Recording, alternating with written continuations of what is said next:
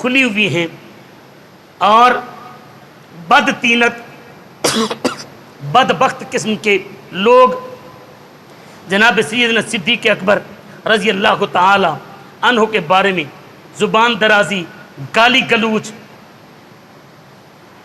میں فقط وقت پورا ہو چکا، فقط اتنا بتانا چاہتا ہوں کہ سیدہ کائنات کی محبت کی آڑ میں ہم صدیق اکبر کی شان پر حملہ نہیں کرنے دیں گے.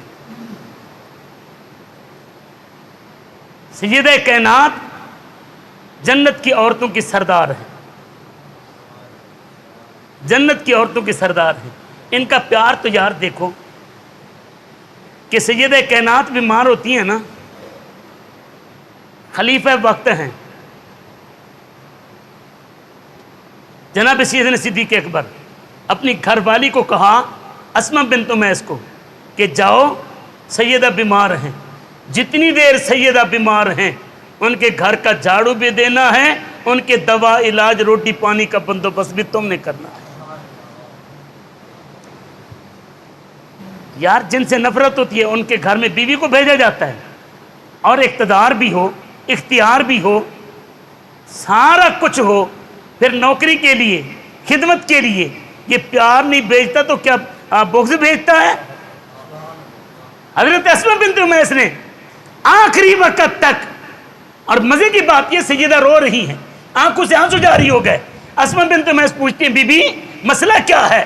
سیدہ کہتی ہیں کہ میرا آنچل بھی نہ دیکھا ماہ و مہر نے، زندگی میں نے گزاری، میرے بال ایک بال بھی سورج نے نہیں دیکھا. اب ڈر یہ ہے کہ جب میں مر جاؤں گی تو کیا میرے کفن کو غیر محرم دیکھیں گے؟ تو سیدہ اسماء بنت امیس کہتے ہیں بی بی آپ پریشان نہ ہوں، جب میں حبشہ کی ہجرت کے لیے گئی تھی نا تو میں نے وہاں شرفاء کی خواتین کے جنازے تیار ہوتے دیکھے.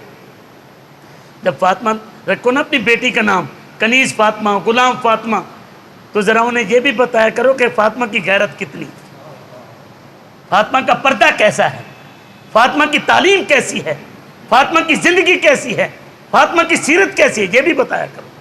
اب ذرا بی بی نے کہا کہ میں ویسے آپ کو چار پہ تیار کر کے نہ دکھاؤں، تو بی بی گئی کھجوروں کی شاخیں لے کر رہی، کھجوروں کی شاخیں باندھ کر ڈولی تیار کر کے دکھائی، چار پہ تیار کر کے دکھائی.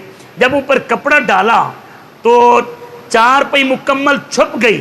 حضرت اسماء بنت امیس کو سیدہ کہتی ہیں کہ بی بی اب آپ کے ذمہ ہے کہ جب میں مر جاؤں تو میرا جنازہ تم نے تیار کرنا ہے. سیدہ جسے کہیں سیدہ کائنات، حسنین کی اماں، نبی کی شہزادی، نبی کے جگر کا ٹکڑا، جسے کہیں کہ میرا جنازہ تم نے تیار کرنا ہے، ان کے بارے میں تم زبان کھولو اور بکواس کرو، کیا سیدہ اپنے روزے میں تڑپتی نہیں ہوں گی؟ اور پھر صدیق اکبر کا پیار بھی، میں وقت ساتھ نہیں دے رہا، کاش کہ آپ لوگ جلدی آیا کرتے اور میں نبی کے گھرانے کی باتیں سنایا کرتا. سیدہ کائنات کا انتقال ہو گیا نا، مغرب کے بعد سیدہ کا انتقال ہوا.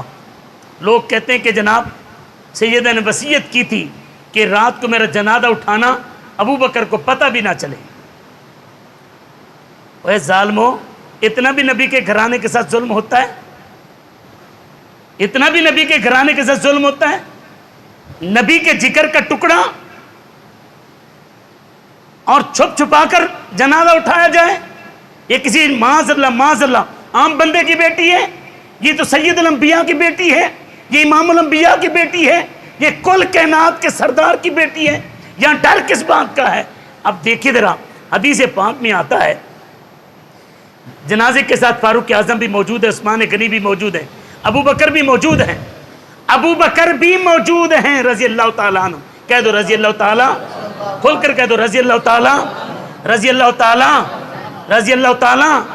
اب جناب سیدنا علی المرتضیٰ کو صدیق اکبر کہتے ہیں علی آگے بڑا جنازہ پڑھاؤ. علی کیا کہتے ہیں؟ علی یہ کہتے ہیں آقا صدیق آپ آگے بڑھیں، آپ جنازہ پڑھائیں.